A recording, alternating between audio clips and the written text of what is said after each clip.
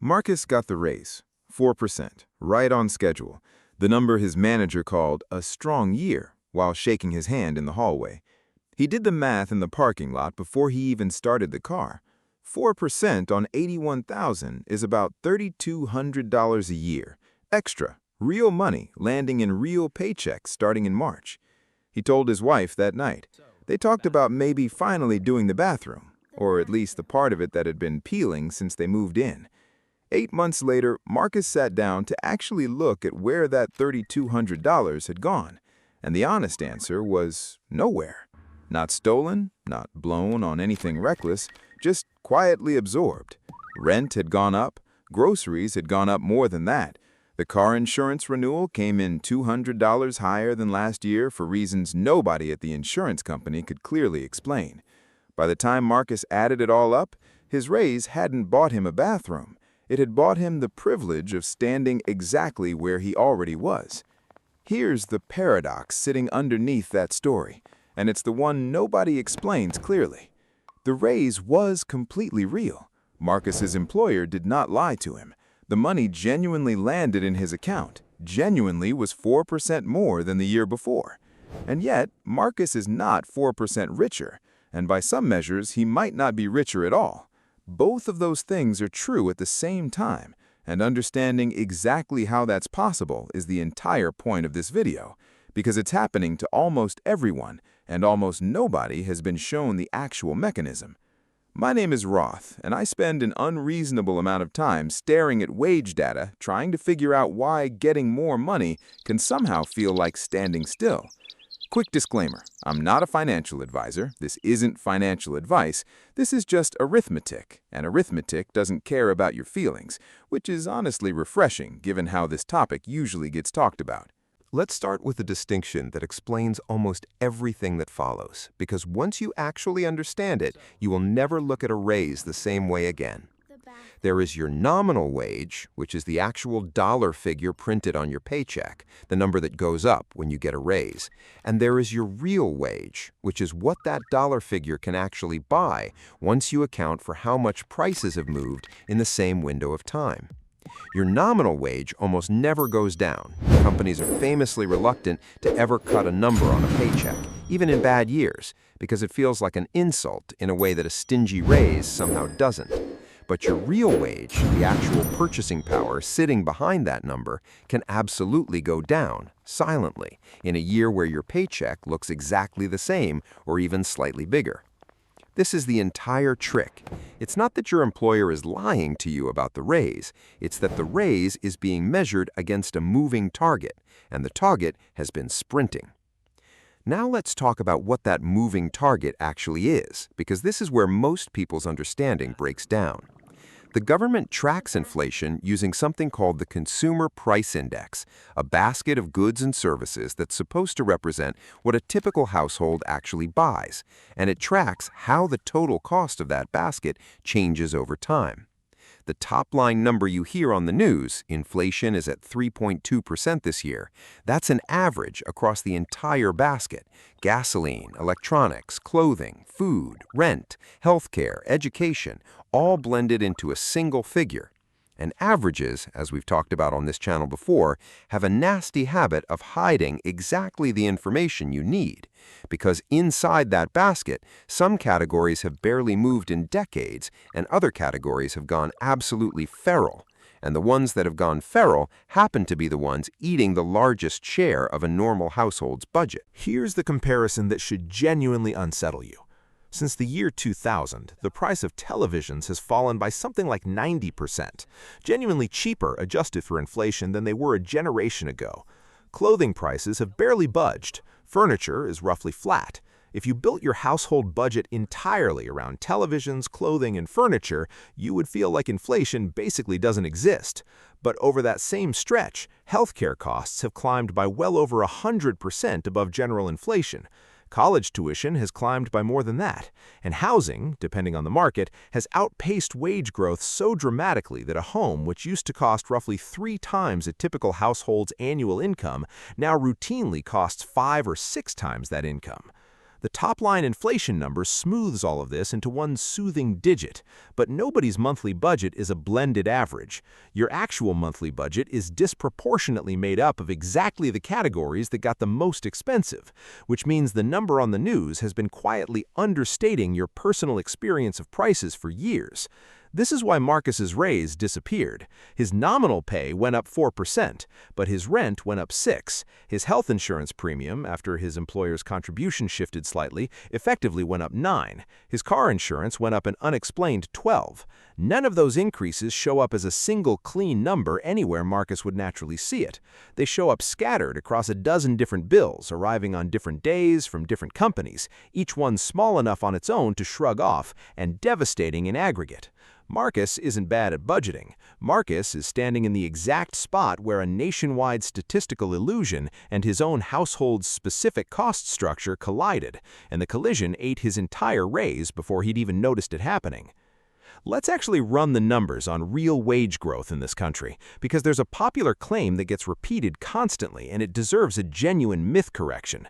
You've probably heard some version of the line that wages have basically kept pace with inflation over the long run, that real wages have grown steadily for decades, that the system is basically working the way it's supposed to.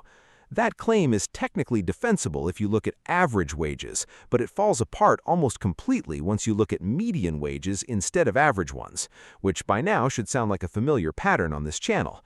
Average wage growth in America over the last several decades looks reasonably healthy. Median wage growth, the wage of the person standing exactly in the middle of the income distribution, has grown at a dramatically slower pace, and for a significant stretch of the last 50 years, it has been nearly flat once inflation is properly accounted for. The gains got concentrated at the top of the distribution and then got smeared across everyone, the exact same lopsided bar trick that shows up every single time we talk about wealth on this channel, except this time it's wages instead of net worth, and the effect is just as distorting. Here's a real comparison that should land harder than any abstract statistic.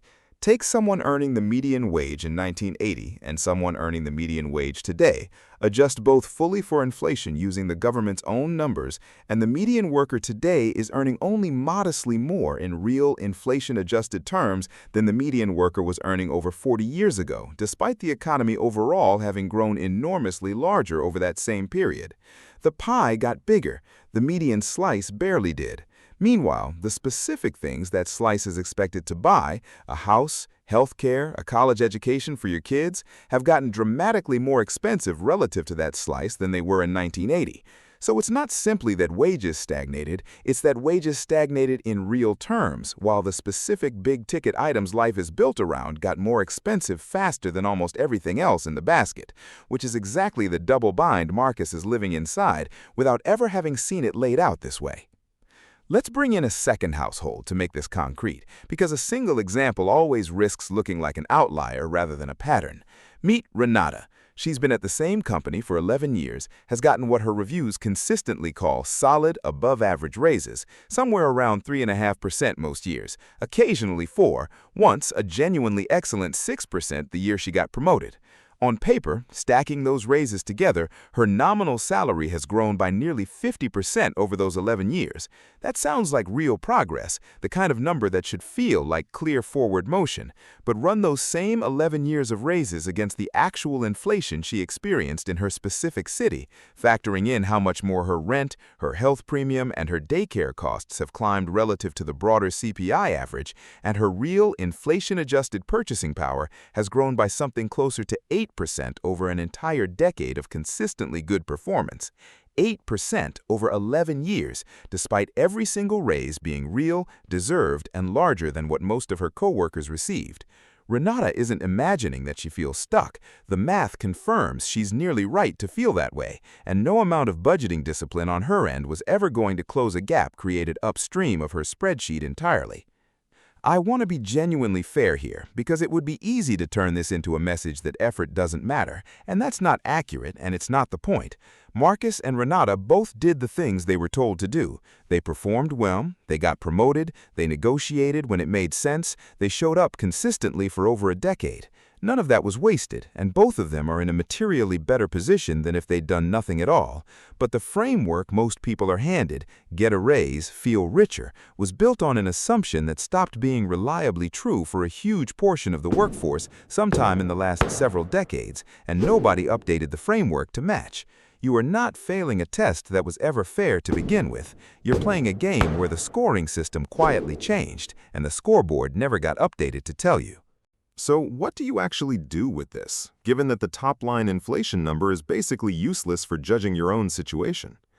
The first shift, and it's a genuinely useful one, is to stop evaluating a raise against the national inflation headline and start evaluating it against your own specific cost basket. Pull your actual major recurring expenses, housing, insurance, healthcare, childcare if it applies, and track how much those specific categories moved for you personally over the past year. That is your real personal inflation rate, and for most households, it runs meaningfully higher than the number on the news because those exact categories are the ones running hottest. Second, when you're negotiating a raise or evaluating a job offer, ask for the increase in real terms rather than nominal terms. A 4% raise in a year where your personal cost basket rose 6% is, in the terms that actually matter, a pay cut, even though it will show up on every official document as an increase. Framing the ask around maintaining or growing real purchasing power rather than simply asking for a bigger number changes both the conversation and, more importantly, changes what you're actually tracking for yourself year over year. Third, understand that categories behaving very differently from each other means blanket advice to just cut spending across the board misses the actual problem. Telling someone to spend less on the categories that are basically flat, clothing, electronics, furniture, does almost nothing because those were never the categories draining the budget. The leverage is almost entirely concentrated in housing, healthcare, and education adjacent costs, and those are exactly the categories that are hardest to simply cut your way out of, which is precisely why this feels so different from old-fashioned overspending.